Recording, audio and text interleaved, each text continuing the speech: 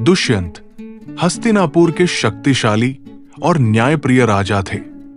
एक दिन वे आखेट शिकार के लिए जंगल में गए और वही कण्व ऋषि के आश्रम में उन्हें शकुंतला मिली, एक दिव्य सुंदरता वाली युवती जो ऋषि कण्व की पालिता पुत्री थी। वास्तव में वो विश्वामित्र और अप्सरा मेनका की पुत्री थी।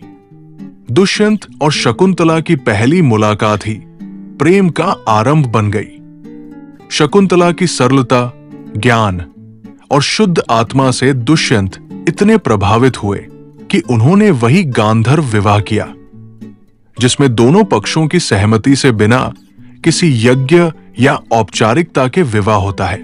उन्होंने शकुंतला को कुछ समय बाद दुष्यंत को अपने राज्य वापस जाना पड़ा। उन्होंने शकुंतला से वादा किया कि वो जल्द ही उसे राजमहल बुलवाएंगे। लेकिन जब शकुंतला ध्यानमग्न होकर दुष्यंत की यादों में डूबी रहती थी, एक दिन महर्षि दुर्वासा आश्रम में आए। वो क्रोधी स्वभाव के थे। शकुंतला ने उनका स्वागत नहीं किया क्योंकि वो ध्यान में थी। इससे क्रोधित होकर उन्होंने उसे श्राप दिया, जिससे तू प्रेम करती है वो तुझे भूल जाएगा। शकुंतला घबरा गई और माफी मांगी। दुर्वासा ने नरम होकर कहा, यदि कोई निशानी उसके पास है तो वो तुझे याद कर सकेगा। परंतु दुर्भाग्यवश रास्ते में नदी पार करते समय शकुंतला की अंगूठी पानी में गिर गई। जब वो महल पहुंची, दुष्यंत ने सच में उसे पहचाना ही नहीं। श्राप के प्रभाव से उसकी याददाश्त चली गई। राजा को लगा कि कोई साधारण स्त्री खुद को। कुछ महीनों बाद एक मछुआरे को नदी में एक मछली के पेट से वही अंगूठी मिली। जब वो अंगूठी दुष्यंत के पास पहुंची, सारी यादें लौट आई। शकुंतला, उसका प्रेम, विवाह, वचन, सब कुछ। वो तुरंत वन में गया जहां शकुंतला अपने पुत्र भरत के साथ रह रही थी। दुष्यंत ने हाथ जोड़कर क्षमा मांगी और शकुंतला ने दुष्यंत के वनवास और भूलने के काल में हस्तिनापुर का राज दरबार धीरे धीरे भ्रष्ट हो गया था। कुछ लालची मंत्री, सेनापति और दरबारी ये मान चुके थे कि राजा या तो जीवित नहीं है या फिर पागल हो गया है।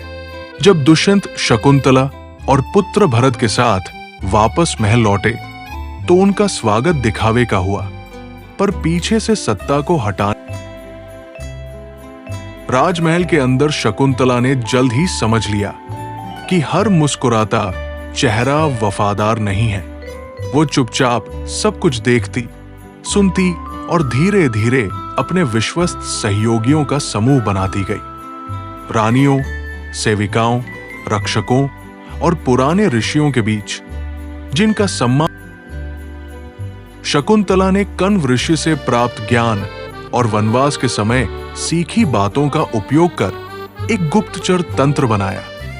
इससे उसे पता चला कि किस मंत्री का संबंध बाहरी दुश्मनों से है, कौन राजकोष लूट रहा है और कौन सैनिक। शकुंतला जानती थी कि राजा की सत्ता केवल सिंहासन से नहीं, उत्तराधिकारी की छवि से भी मजबूत होती है।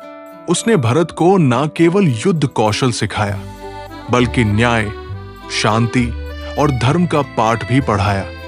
जल्द ही भरत अपनी वीरता और बुद्धिमानी से प्रजा का। राजमहल के भीतर भले ही षड्यंत्र चल रहे थे, पर शकुंतला ने आम जनता से जुड़ाव नहीं छोड़ा। उन्होंने गांव-गांव में जनसभाएं करवाई, जहां भरत को प्रस्तुत किया गया राजा दुष्यंत के पुत्र और जनता के भविष्य के रक्षक के रूप में। इससे जनता की सहानुभूति दुष्यंत के प्रति। एक रात दरबार में गद्दारी का अंतिम प्रयास हुआ। कुछ मंत्रियों ने दुष्यंत की हत्या का प्रयास किया, लेकिन उसी समय शकुंतला के गुप्तचरों ने सारा षड्यंत्र खोल दिया।